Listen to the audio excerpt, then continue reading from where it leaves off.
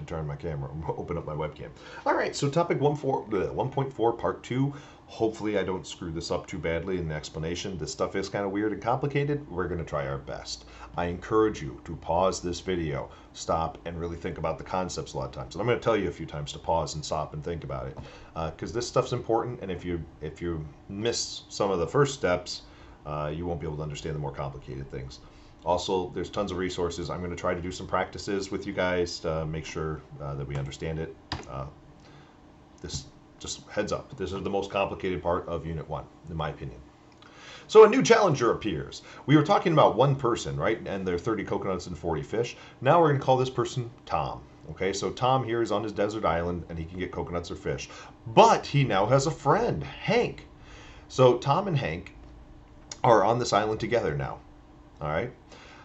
And we have the production possibilities of Tom and the production possibilities of Hank. Okay? Take a look. 30 to 40, 20 to 10. What do you notice right away? I mean, check out too, like where these curves are, right? Who has better production possibilities, right? Who is better at producing things? In economics, we're going to call that absolute advantage, right?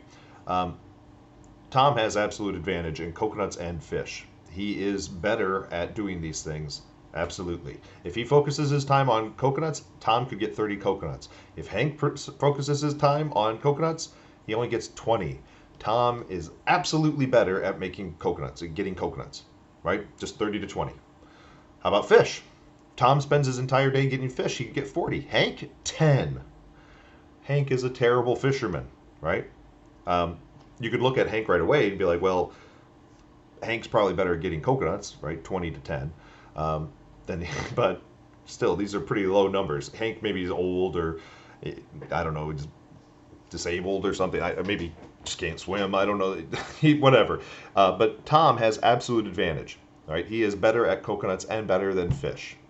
But here's what I'm going to try to prove to you. Even though Tom is better at everything, he should still trade with Hank. And it's not out of altruism. It's not out of like, oh, I want to help this disabled person. I mean, you know what? Hank's a monkey. I'm going to say Hank's a monkey. Hank is a monkey. That's why he can climb trees. He's not as good at humans at anything. And he can climb trees, but he can't swim. He's afraid of sharks. So anyways, Tom is better at everything than Hank. That's established. We can see that. Their curves are different. That's obvious. The numbers, if you apply that to it, that's obvious. Also in this situation, we see here that by himself, Tom is getting 9 coconuts and 28 fish. So he's better at fishing. He knows that. He's going to spend most of his time fishing. Meanwhile, Hank is struggling here. He's getting slightly more coconuts than he is fish. He's only getting 8 and 6. Meanwhile, Tom's living fat, high on the hog over here with his pile of fish that he probably can't even eat in one day. But anyway, so this is our current situation. All right, and absolute advantage, so not comparatively. We're going to talk about their comparative advantages here in a second. But absolute advantage all goes to Tom. He is just better because he's a human. Take that, monkey. So figure this out. We already did Tom. You can just cut and paste those answers into here. So we know the fish and coconuts opportunity cost for Tom, right? Try doing Hank. So pause the video here and give it a second. Think about it. How can we do it? Remember, other goes over. So if you're trying to figure out the quantity of, the opportunity cost of coconuts, what would you do? Right, you would put the fish over the coconuts. So, and then for the fish, flip it around. So the opportunity of fish would be coconuts over fish. So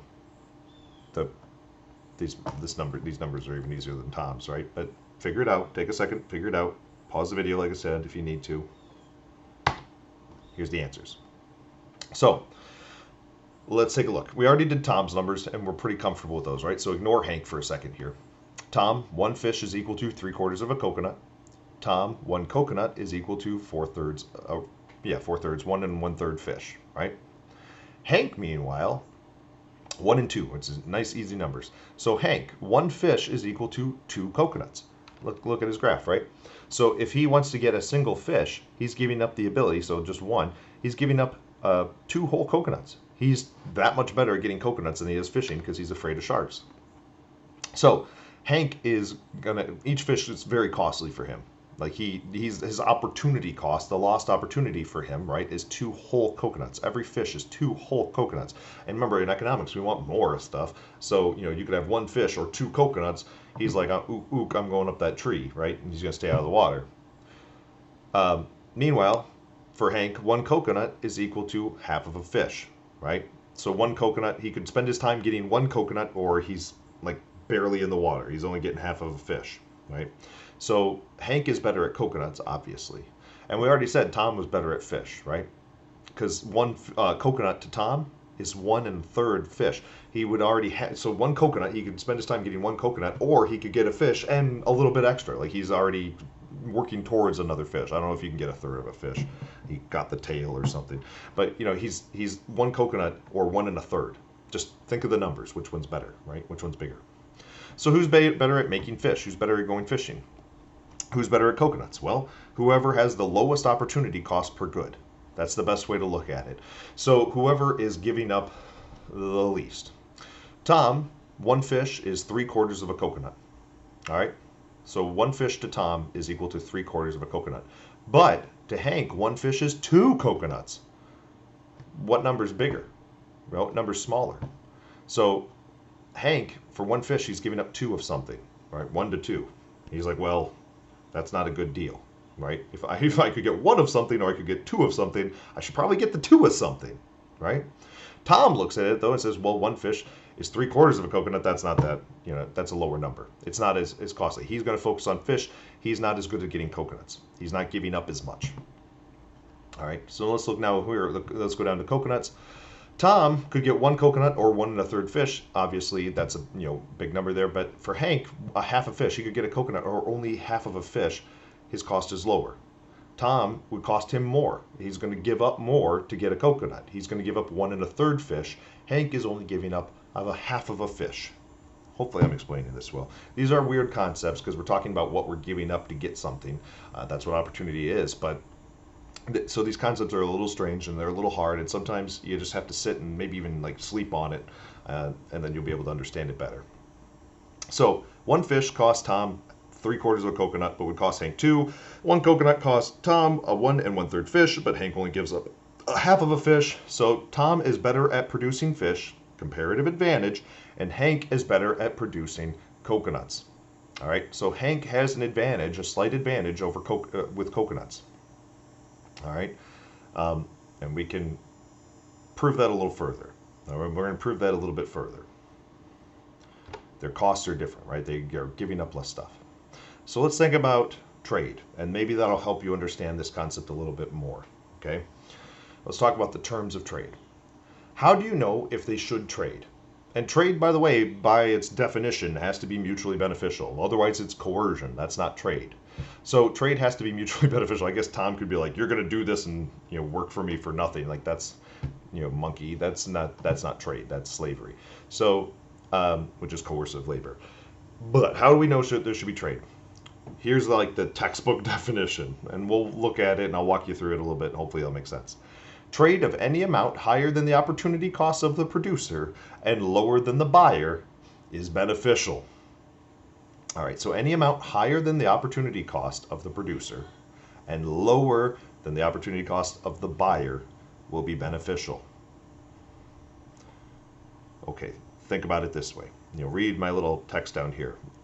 Would Hank give up 1 coconut, all right, 1 coconut for less than half of a fish?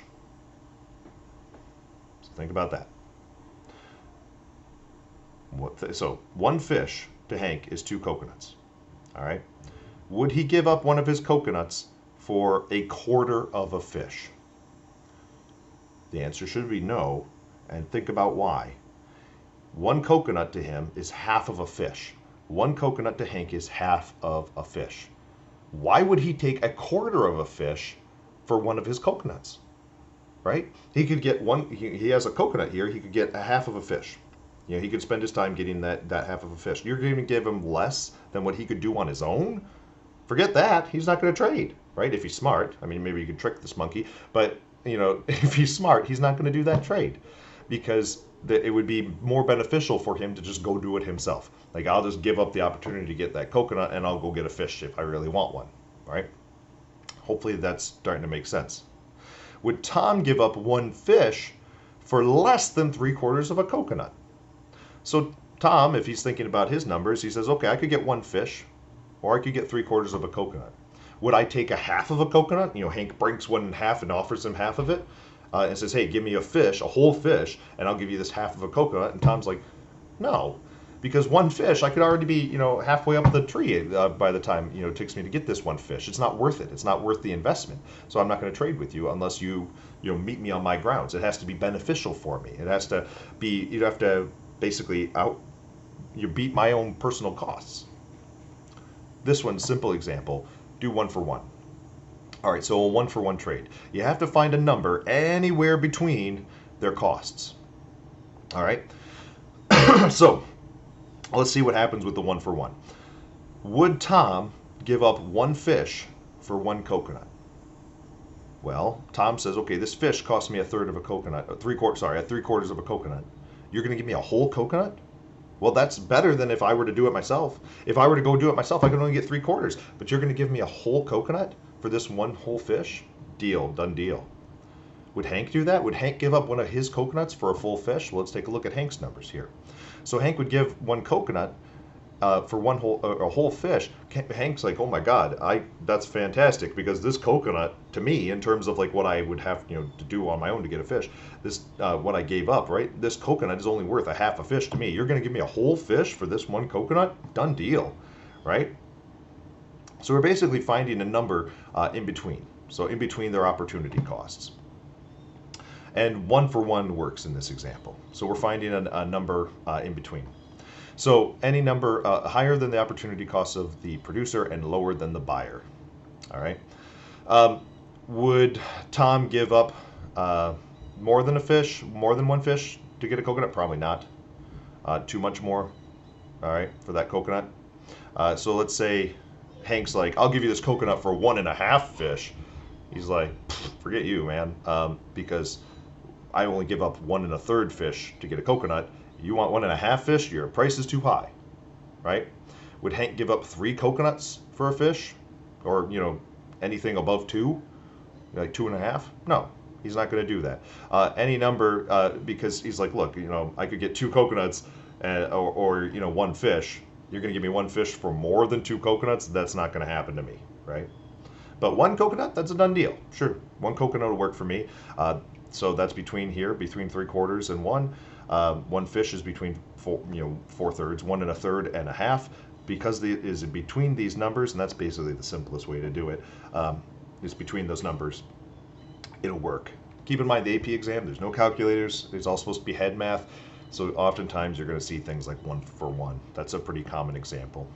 So 1 for 1 works here. It would be mutually beneficial for them to trade, because they can basically work it out. It's in between their opportunity costs. Hopefully this sort of makes sense. Once again, this is one of those ones to stop for a second, read it over again, think about opportunity costs, think about like this sentence down here, would they do this? And like really think about it. Put yourself in that situation, you and a monkey on an island, and see if you would actually do it. Figure it out. If a number doesn't exist between their opportunity costs, trade does not happen. Trade is not beneficial. It would not happen. So trade doesn't work. And you may sometimes see questions like that. They will like say, is there a possibility for trade? Or if it's multiple choice, they'll give you a bunch of numbers, and one of the options might be trade is impossible. That's pretty common. So make sure you're getting this sort of stuff. Let's look at it on a graph. All right. So notice here, our production possibilities, they didn't change, because your individual production possibilities aren't going to change, right? You didn't find more hours in the day. We didn't give them better technology, so we didn't give Tom like a, fishing net or something, some kind of a boat. We didn't give him any improvements. So their production possibilities didn't change.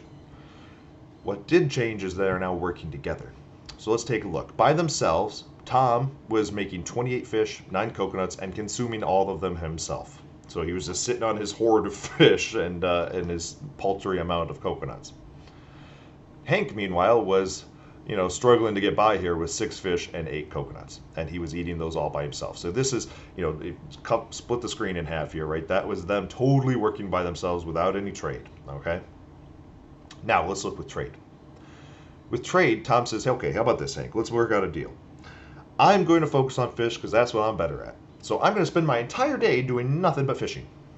All right, I'm going to do that. Meanwhile, you're going to focus on going up and down trees and getting coconuts. And Hank's happy with that. He's a monkey. He's a good climber. He's afraid of the water. Tom, meanwhile, not as afraid of sharks. He's a better swimmer, and so he's going out and getting the fish. Hank, meanwhile, is going up in the trees and getting the coconuts. And then at the end of the day, they come together and they say, how about we do 1-for-1 trade? You know, we'll trade 1-for-1 and we'll trade, say, like 10, the example they gave here is 10 different things. So Tom is going to give up 10 fish. He got 40 during his production. That's what he did. He spent all day getting fish. He gives up 10, right? He's going to trade 10. But remember, if he were to go get those 10 coconuts on his own, he would be giving up a lot more fish, right? Because each one coconut to him is worth 1 1/3 fish. So he'd be giving up way more fish in order to get 10 coconuts. So he's going to give 10 fish in exchange for 10 coconuts. So now he has 30 fish and 10 coconuts, and he gobbles those up at the end of the day. Does he have gains from his original working by himself numbers? Yeah. He actually has 2 more fish than he would have had otherwise, and he has 1 more coconut than he would have had otherwise. So Tom, even though he has absolute advantage and is better at everything, by focusing in and specializing and becoming a specialist, he actually improves himself. He gets more stuff by just doing one thing and trading for the thing he's not as good at. Hank, meanwhile, is going to really gain if you haven't figured that out. Hank, meanwhile, produces 20 coconuts in his day. He's up and down. He's so happy to be out of the water. And then at the end of the day, he takes his 10 coconuts over to Tom, and he gets his 10 fish in exchange. And so now he has an even 10. So he's got 10 fish and 10 coconuts. Did Hank benefit? Oh, yeah. Hank by himself was only getting 6 fish. Now he's getting 10. He went up by 4. Hank was only getting 8 coconuts. Now he's getting 10 coconuts. He gets to keep more coconuts this way because he's not giving up the coconuts in order to get those fish, right? Because for him, each fish was 2 coconuts, which was very costly for him. So even though he's giving away 10, like not giving away, he's trading 10, he's actually getting more in the long run. So Hank is getting +4 and +2. He is now very happy monkey. Look here at their graphs. If you actually chart this out, right? So 30 and 10. What? 30 fish and 10 coconuts. That's beyond the production possibilities. Mr. Malcolm said that's impossible. It's impossible for you to produce beyond that by yourself, but through trade, you can actually get more. You can actually go beyond your production possibilities curves, all right? Because you are getting something that by yourself was not obtainable. It was not possible. Hank, meanwhile, is really off the charts over here, right? So he was at 6 and 8, now he's at 10 and 10. So if you charted him out, again, he is way out here. So Hank's consumption with trade is way better than if he was just production by himself, right? Hopefully this makes a little bit of sense here. If not, like I said, pause the video, go back, rewatch it, and then go through your book. I stole this example from your book. This is from the 2nd edition of the book, though. They changed the name from Tom and Hank to something else in the 3rd edition. I chose Tom and Hank, and you probably don't know why. I went to the older version of the book for this one. But anyways, cheaty cheat sheet. So now you have sort of the understanding. I'm going to tell you how to do it real quick on your AP exams, because this is the typical format you're going to see on the AP exam. They're going to give you a little graph like this, and they're going to be say like, what should the terms of trade be? Like, who should be focusing on what? And you could figure out the opportunity costs, and you could figure out what they're giving up, and you could write in the margins. If they ask you for opportunity costs, obviously you have to do this.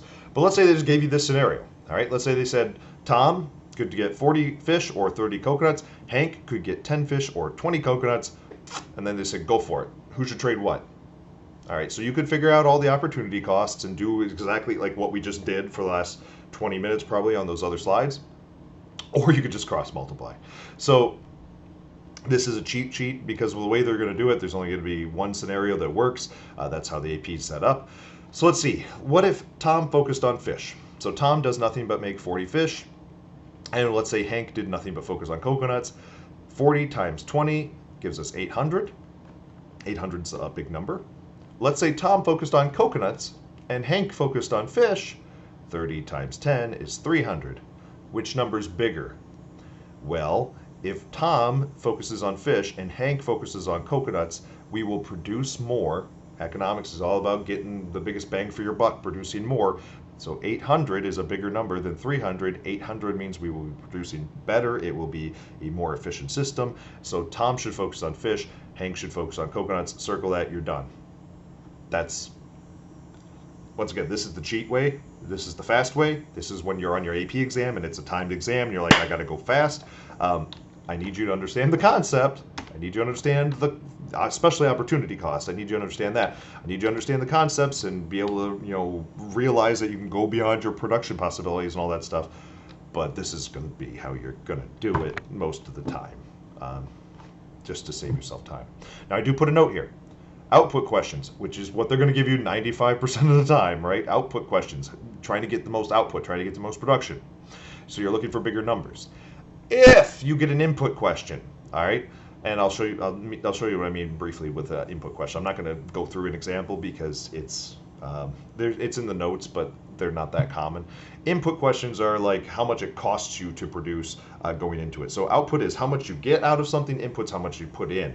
If it and usually input's going to be in like terms of hours of labor. So just to give you an idea. So like I said, I'm not going to walk through all these examples. I actually have stuff here that will walk you through it, but input questions are not as common, so I'm not going to belabor it. Anyways, practice problem. So here's an output question where you're saying how much wheat in bushels versus cloth in yards. Units of output in a given day. That's output, how much they are outputting. All right, and you can figure out opportunity costs and yada, yada, yada, and you can do it all here. Or you could cross multiply. Input, though, is labor hours needed to produce a unit. Right, so 10 hours versus 20 hours, 20 hours versus 60 hours. And in this case, right, lower numbers are better because that means you're more efficient, right? So if you say, if it takes you 2 hours to do something, it only takes me 1 hour to do something, we're comparing inputs, how many hours of work it is. And I'm obviously more efficient at everything than you guys are. That's an input problem. Output is how much you get out, right? So most of the questions, like what we just did, that's output questions, and that's most of what you're going to see. Read over. I'm going to let you guys do this on your own input questions, but it's a lot of what we've already done. You just kind of flip it around, all right? So input problems, the other goes under. You just basically flip that over. I don't want to confuse you so much right now, and honestly, if you just understand the output problems and understand this, you'll probably be fine for your AP exam. Topic 1.4, like I said, is the most confusing, most complicated part of this unit. Please stop, please review this stuff, make sure you get it all because I want to make sure you pass this for your test. And that's it for 1.4. Good luck, and hopefully you understood it all.